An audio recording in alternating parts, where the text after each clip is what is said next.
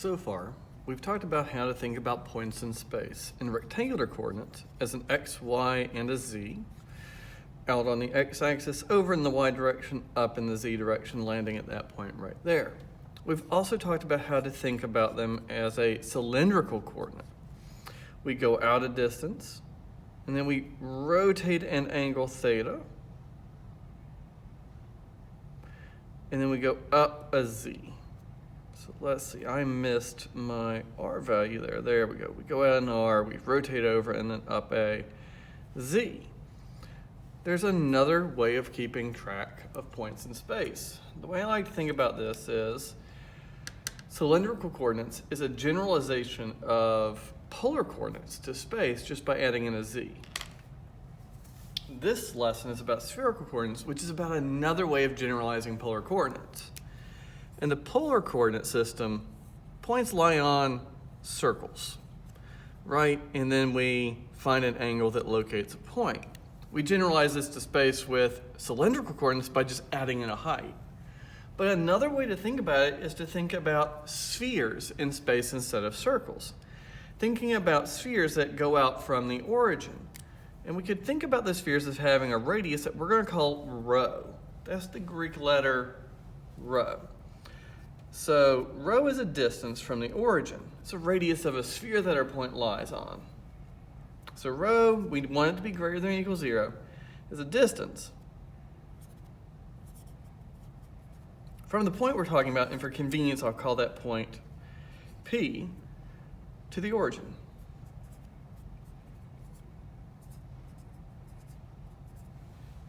So now what I want to think about is a ray that connects P to the origin, so I'll call the origin O.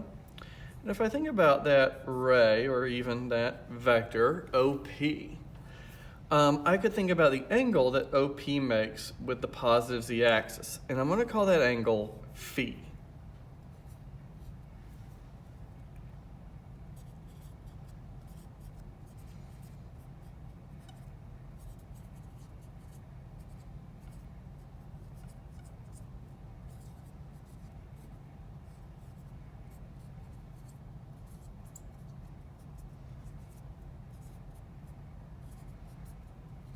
And finally, I'm going to let theta be exactly what theta is there. It's that polar coordinate angle. So theta is theta from cylindrical coordinates.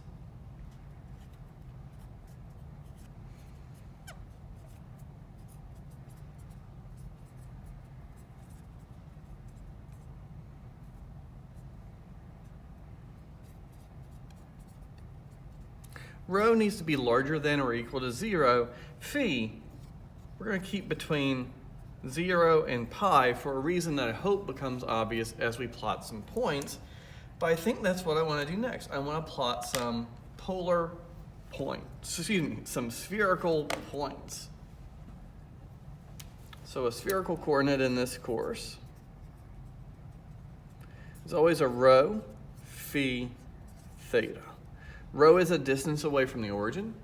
Phi is an angle rotated from the positive z-axis, and then theta is that angle rotated in polar coordinates. Well, that angle is rotated away from the x-axis. This is rotated away from the z-axis. So let's plot the point 2, comma pi over 2, comma pi over 4.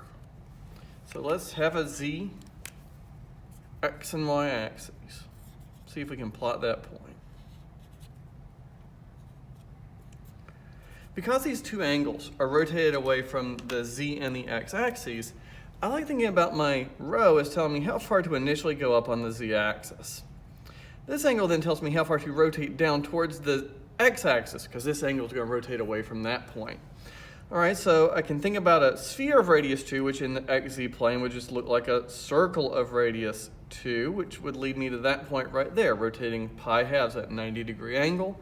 And now a pi quarter turn this way puts me right in the middle of quadrant number 1 in the xy plane, actually in the xy plane, right in the first octant. So a distance away from the origin, a rotation from the z-axis towards the x-axis, and finally a rotation away from the x-axis the way we would rotate in polar coordinates. Now this angle usually we imagine rotated in the plane as a projection being down there. So let's do one more. Actually, I think I have two more I want to do. So let's think about the point 3 comma pi over 6 comma pi over 2 again. This time the pi halves in the theta spot, not the phi spot.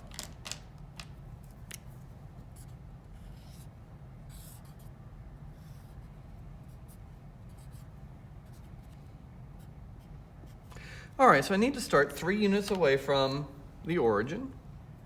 This time I'm going to rotate down just to pi 6, so a 30-degree angle here between the positive z-axis and this ray. And so now I can think about this point down here, and I'll rotate pi halves, which will take my point into the xz plane.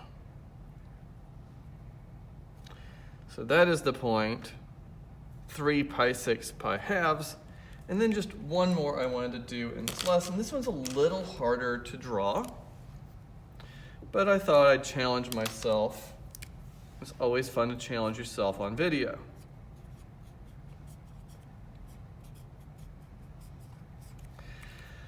And this will give us a chance to talk about why phi can be between 0 and pi, and that being enough.